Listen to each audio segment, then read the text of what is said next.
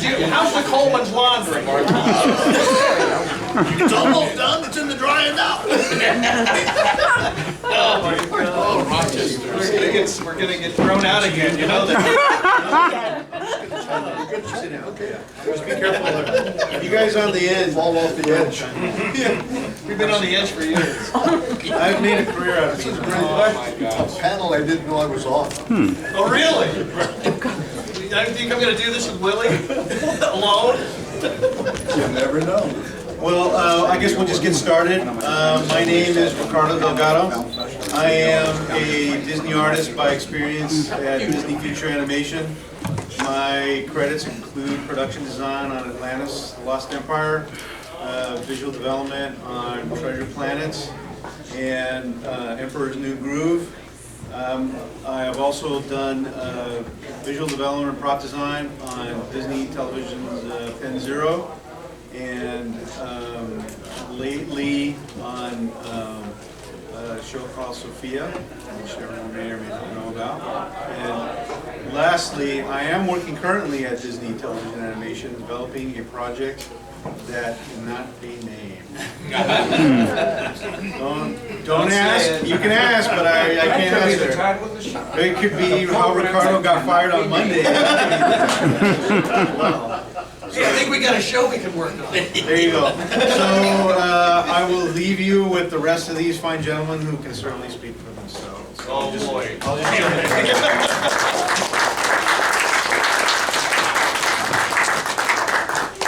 Which end do we want to start? Start on that end. I had to wait for him. What is your name, sir, and what do you do? Name, rank, and serial number. Sir, yes, sir.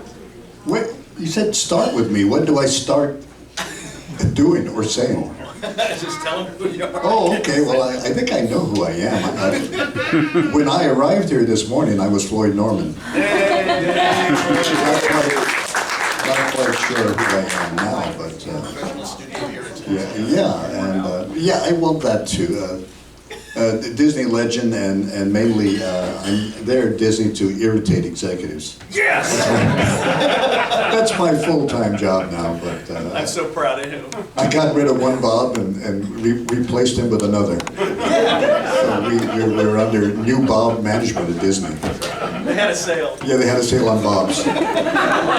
If your name is Bob, you could very well be our next Chief Executive Officer.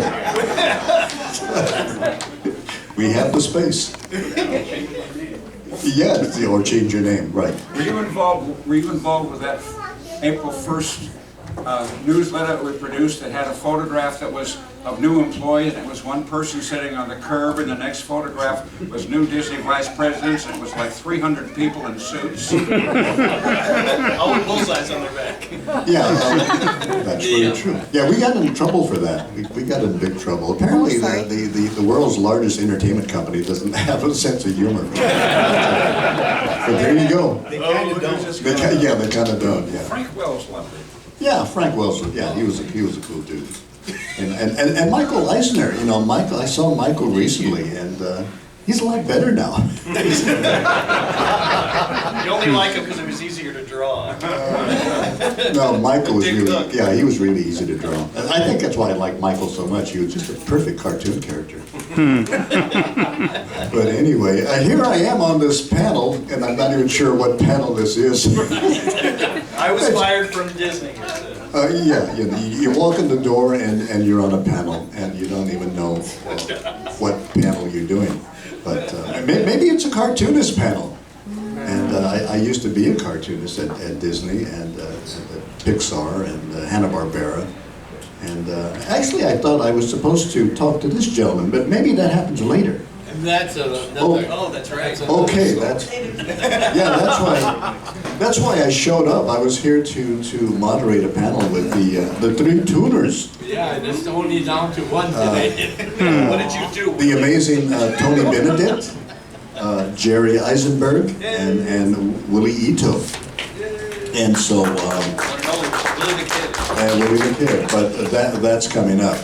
So maybe we'll just talk to Mike Royer next, because he's right next to me. Good idea. Well, there goes a whole hour. I drew Disney character art for 21 years. I can only say I was a Disney artist because I was on staff for a little over 14 years. But when I got tired of the politics in-house, I quit, and the Disney stores called me and said, please work for us. You'll never be out of work. Don't work for anybody else. And for 7.5 years, I was the poo man for the Disney stores. And two of the gentlemen at this table, I had the pleasure of working with in our department. You can see on the jacket, we were the Mickey Mouse Creative Services for licensing and consumer products. I know you. I told people today, I says, Willie says he's still got his jacket. Floyd still got his jacket. Somebody suggested we do department jackets, and I love the old 30s stationery. So basically, that's based on, it's the pie and Mickey waving, and shortly after that, it became the Disney Company, and then it was Disney.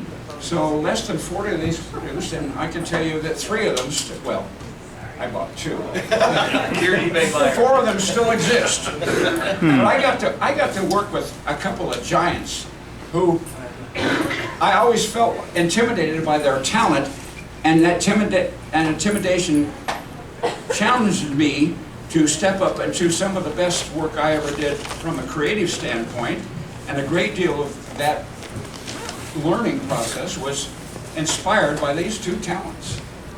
Wow. 2 talents. Next in line is Willie Ito. Yes.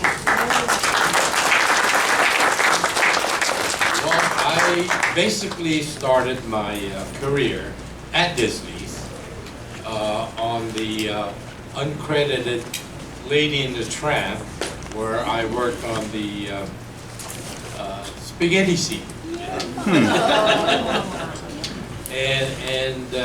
So my career was quite diverse. I worked at Warner Brothers with Chuck Jones and Fritz Freleng, and went to work for Bob Clampett on the Beanie and Cecil show, and then spent the next 14 years at Hanna-Barbera working on all those Saturday morning shows.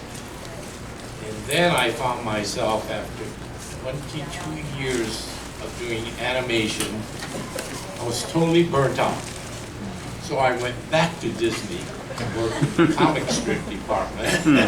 Floyd and I reunited in comic strips, and then our department segued into Disney consumer products, of which time I had the pleasure of working with Michael here.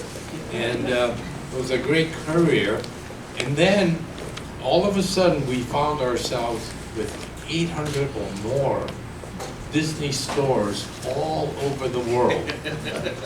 So Michael Eisner felt that there were so many hands drawing the Disney classic characters, Mickey Mouse and all, that let's set up a police to go to all these countries and police the work. And I was chosen as one of the directors of Character Art International. And I would go to these countries and I would see what their artists, like Italy and like in Japan. And there's no way you could police it. It was so beautifully done. And of course the Italians had that Karl Barks touch with all of the duck characters and all. And I would come back and make out all these reports that I've corrected this and that, never changed a thing. Just let them do what they did best. And so, and then of course I was involved for a little bit with the newly formed Disney TV department. And I was initially involved with the Wuzzles in the gummy bears. Let me hide. You're being punished, Willie. So that's pretty much my career in animation. I retired after 50 years, and fortunately I'm still at the drawing board doing my own little children's book and all that. So that's basically Nice. my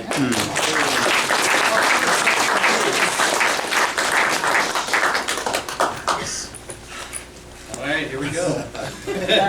Floyd, do I need a microphone? Yes. Yes. Oh, the world's loudest director. Project from your diagram. Show me the diagram and I'll project from it. Yeah, Dave, when we were shooting, I did a quick thing. I'm going to digress here for a minute. I was doing a show with Floyd, doing the Annoying Orange show, and I was shooting the live action stuff with my pal Dave Skelly. And Dave is a Muppeteer and worked with us at Pixar and all this kind of stuff. And it was a little studio, and the green screen stage was on one far end of the studio, and it's a little place. And the live action set was on the other side. And I don't know if it was the day we had Gabe Iglesias there or anyone, we were just cutting up, and I'm loud anyway, you know, when I have a team, I like to have a good time. And this drawing came from the sound stage with a picture of me, and I had this megaphone mouth that says, Ken Matroni, spoiling takes, world's loudest director. So anyway. We had fun. What a show. Oh my God! Yeah, we got Felix Scott and everybody else. Bad, it was good. Yeah, no, it really actually, yeah, basically. But I've worked at Disney on and off. I've been thrown out of every studio in Hollywood. Thank you. I'm from the. There you go. I'm from the Floyd Norman mold, apparently, and you didn't help. But I've got storyboards for you. oh, yeah, you do. Actually, and I have a job offer for you, by the way. Max Brace and some of the ex-Pixar guys are doing a film in Berkeley, and they wanted to know if we wanted to be on the story team again, like Monsters, Inc. and Toy Story 2. So we'll have to talk about that. Why do Pixar employees keep leaving? You left, I left. No, we didn't leave. We were asked to leave. It's what happens when your career rises so far. They get rid of you because you want too much money. Well, Ed Vigdetti told me a long time ago. He said, "You work at Disney?" I'm like, "Yeah." He says, "I said, what's the matter?" He says, "You know what Disney is? They have a studio, and behind the studio there's this big trench, and once a year these big bulldozers come and they bulldoze everybody into the trench and cover it up, and they bring all these new people in."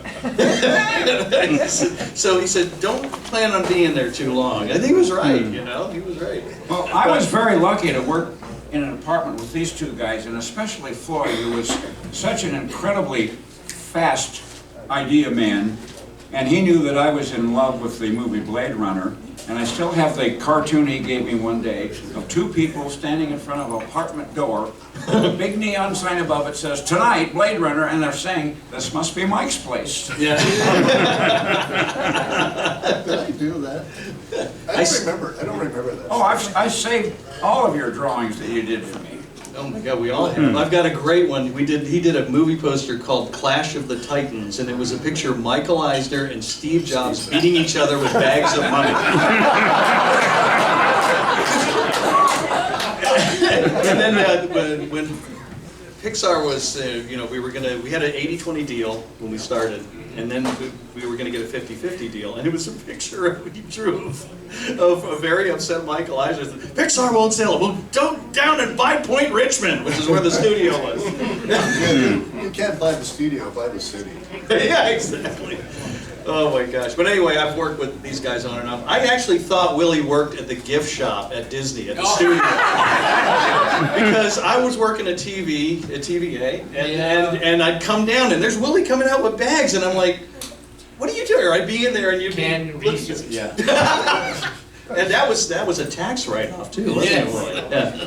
My whole collection has been written off. Oh yeah, but anyway, I've worked on and off at Disney for ages, and you can see the scars, and I want to continue. Let's get this panel going here. This is way too much fun. Oh wait, we're having a panel? You are with Willie in an hour. I thought this was just... Okay. Now cut that out. I thought this was therapy. You're going to need therapy after this. You know, you mentioned Steve. One of the great things about Steve Jobs is, and because I'm probably maybe the only person on this panel, or maybe the only person in this room, who ever worked with, you know, both people, Walt Disney and Steve Jobs. Yeah. Both men were, you know, crazy.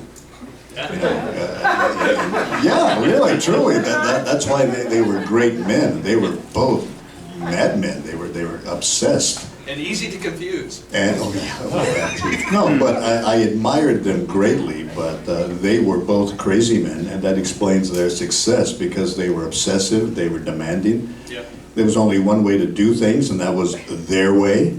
Yeah. You know, and so what a pleasure to work for both Walt Disney and Steve Jobs, and you know, just to be able to stand in the hallway and talk to. Floyd would come into the story room with Oh, a drawing, and he'd just have this drawing, put it down, and go, okay, so it's Steve Jobs is gonna fire us. And of course, But he never did.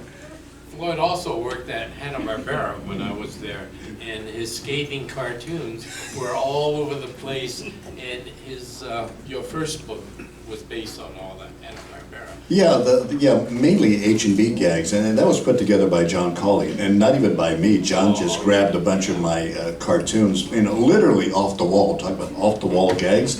These gags were literally off the wall, because they were pinned on the walls at Hanna-Barbera, where we would do these gags about Bill and Joe, and hoping to get fired by them, and they never fired us.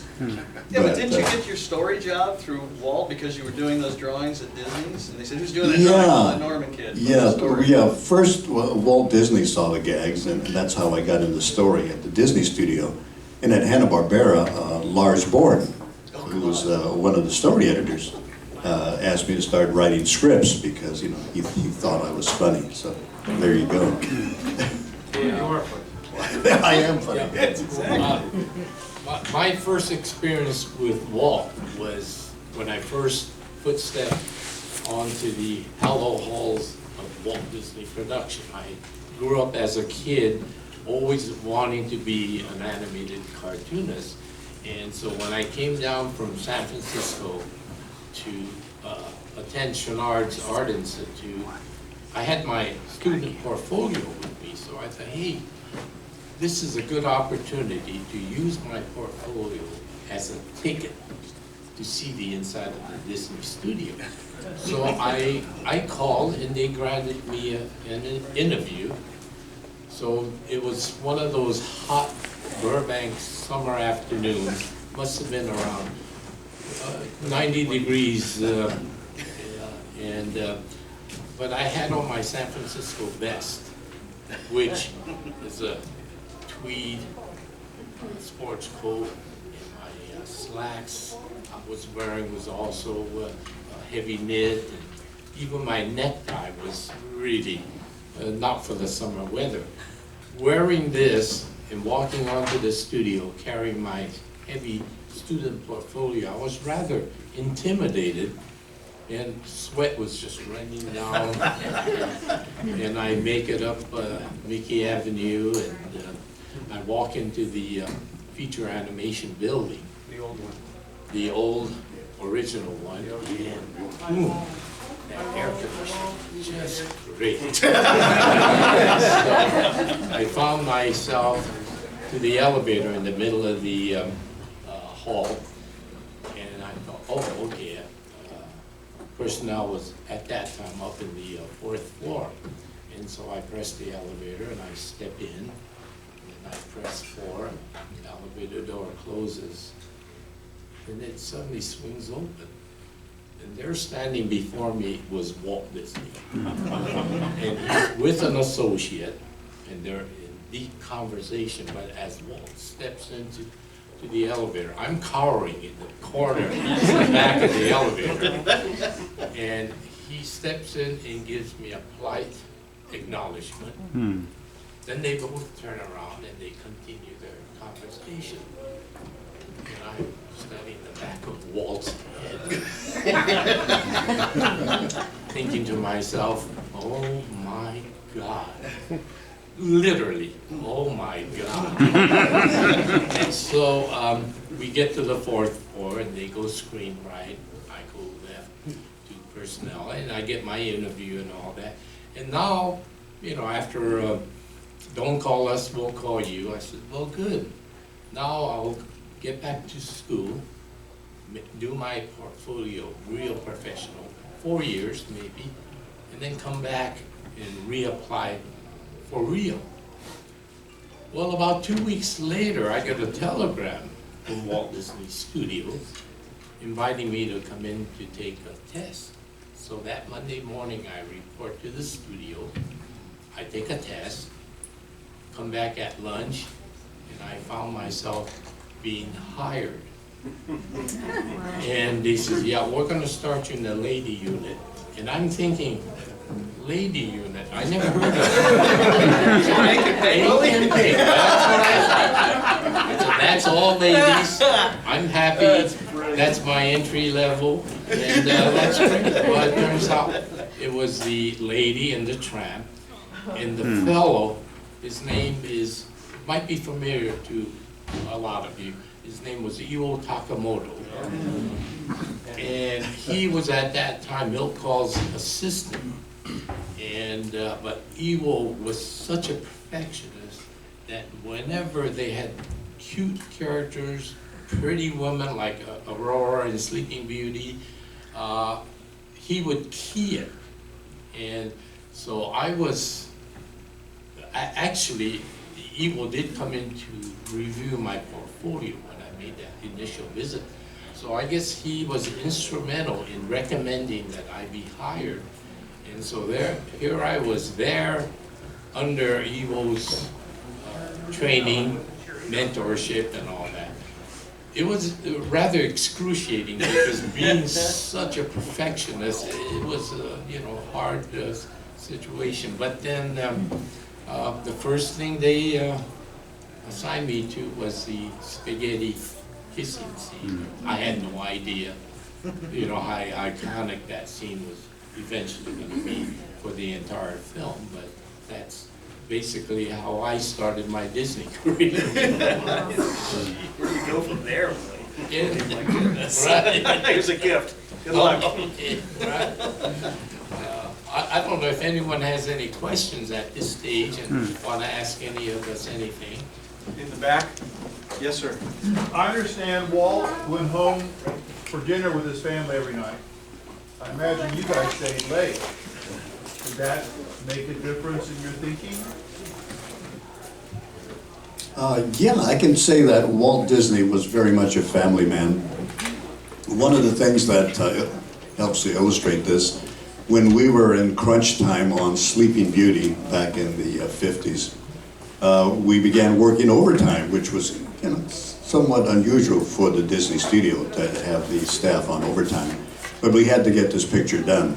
And so that meant we would be working late. And I'll never forget, Walt Disney laid down an edict. He said, it's okay if the artists work late, but I don't